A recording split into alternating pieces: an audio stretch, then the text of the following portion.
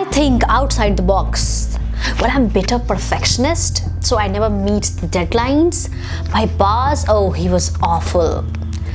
Do these sentences sound familiar to you while you were preparing for the interview question and answer by looking into all the Google question and answer, or what people suggest you around, that when you say like that, oh, the hiring manager gonna be really happy to take you?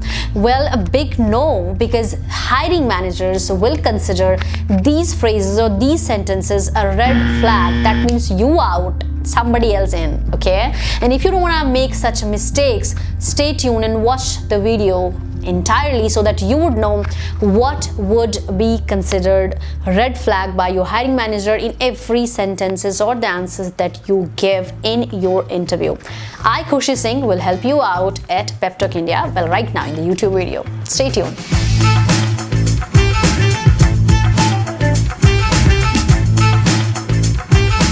Surely it is important to work upon the common questions that will be asked and that you know for sure will be asked in an interview that you're going to be appearing in.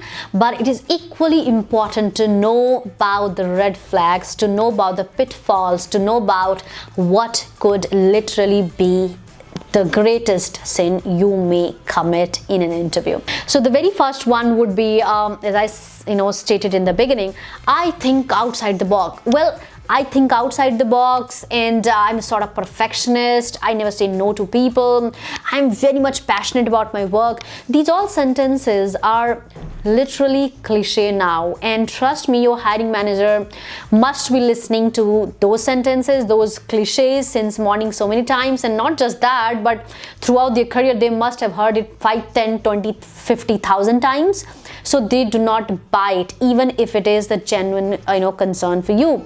Let's say if you are truly passionate about your work, you're gonna say it, you're gonna wrap it in a different cloth to present it so that it sounds authentic, convincing, and person can continue talking about it then. Well, the second mistake that so many of you make is that you say that it's on my resume. Well, when somebody asks you that what was your role in this particular company, even after having resume in their hand, well, they want you to get going and speak it up, and they wish to see whether you are articulate. I mean, you can articulate it well or not. Seeing it in the resume and listening from you is two different aspects, so do not mix it, and do not come across sounding arrogant or stupid by saying that it's in my resume. Well, the third mistake that I see some people making it, that they would like to know about the vacation. They would say, so how many vacations do we have, and how many week offs, I mean, except week offs, the day off we get, and what are paid and unpaid. I mean, you cannot and you shouldn't discuss all these things unless you have already been hired and you have been conveyed formally or informally that you are going to be hired. Because discussing all these things sends a message that you are not going to be dedicated, because you're anyways and already concerned about your personal me time. So avoid a lot of me thing in an interview. The next mistake that a lot of people make unknowingly, actually, that they say that I want to start my own business in a few years to come. And when you ask them time, I mean few years to come, you see, I do have idea about the business, but I want to work first. I want to get my things around, understand how things work out, and then I'll get into my business. Well, the answer that your hiring manager can give you straight away, which they don't professionally, is that, well, in that case, we are not gonna be your stepping stone. And why not? I mean, why would company hire somebody who's not going to be around for even 5 years or 10 years? Or I mean, considering the fact that they don't want to hire again and again, because training, money, and everything takes a lot from the company, right? So as much as it is good to have that entrepreneurial ambition, it is also important to keep it intact within you, unless you are really unfolding it for the purpose of business partnership. Okay, well, the next mistake that so many people make it, being very honest, they feel it's good to share what's gone on in your life, but that's not the case when it comes to professional relation you're going to build.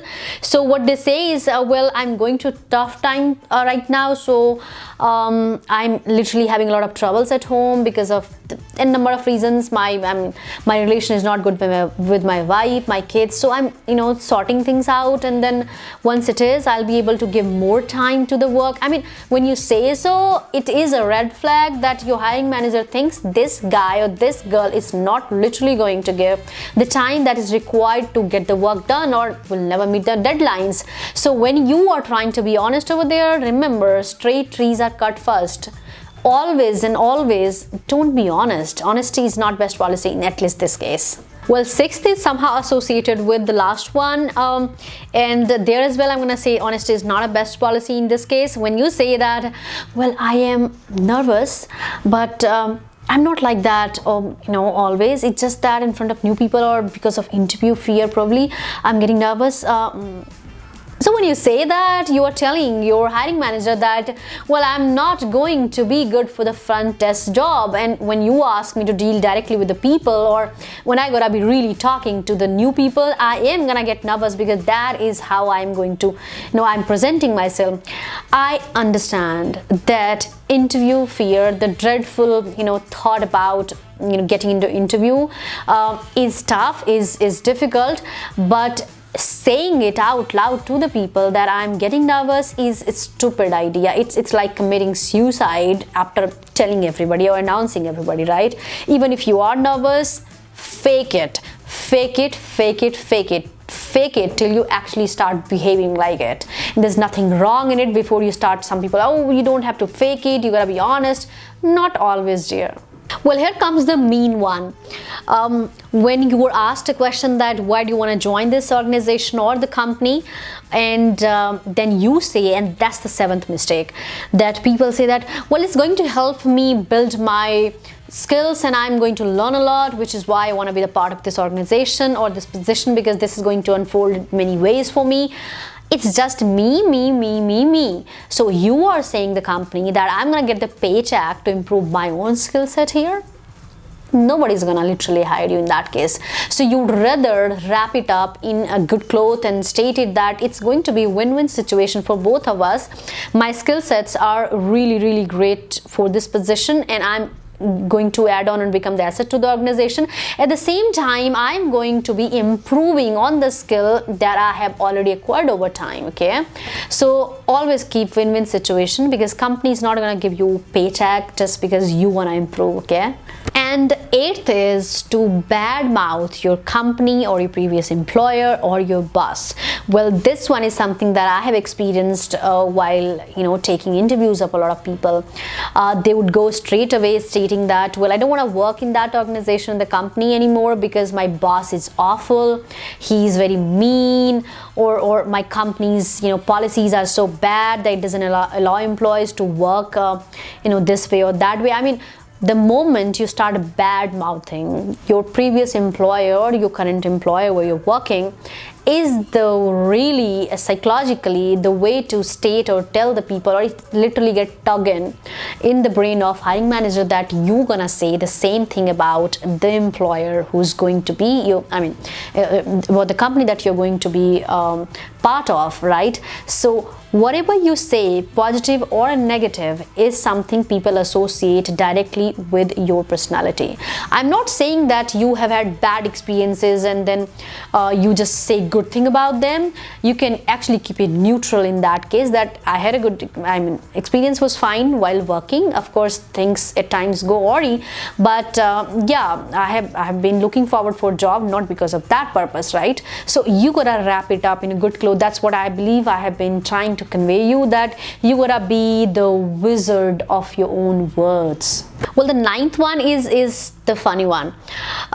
You see, some people, they would be desperate. Of course, at times people are desperate, but you don't have to show it, so they'll end up saying something just right up the bat, the sentence like, I can do anything for this job, and you tell me I can do it, you name it, I'm there, doesn't matter what kind of work it is, I'm ready to do. So when you come across really desperate, well, that is going to give you the red flag in the mind of the hiring manager, because of a few reasons. Number one reason would be, are you desperate just because you need it right now, this particular job, or you will be useful as well? Second, do you know any work, or are you master of any work, or can you excel in any work, or just like that you can be the part of everything and master of nothing, right?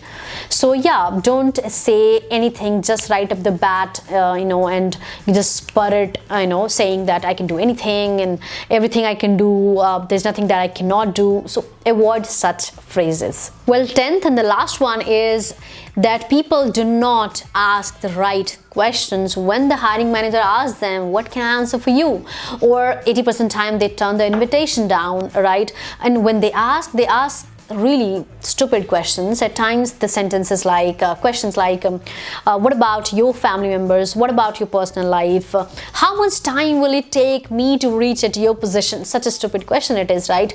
Do not ask personal question. Do not ask the question related to the work, the work especially, where how much time will it take you to reach at the position, right? You can ask some genuine question about the work that you're going to be part of, department you're going to be really associated with, and the kind of work that's happening, and then I believe you can also, in the form, this question can be a boon in disguise when you ask the question like, so what do you think?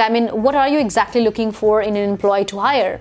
So that way you will also get your answer whether you're gonna be hired or not. So ask smart question.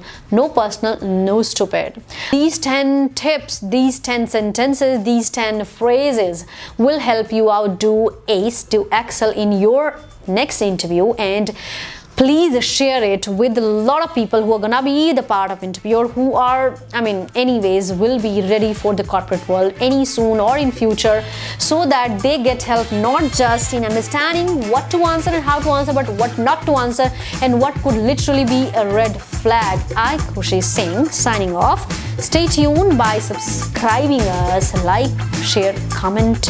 I would love hearing that.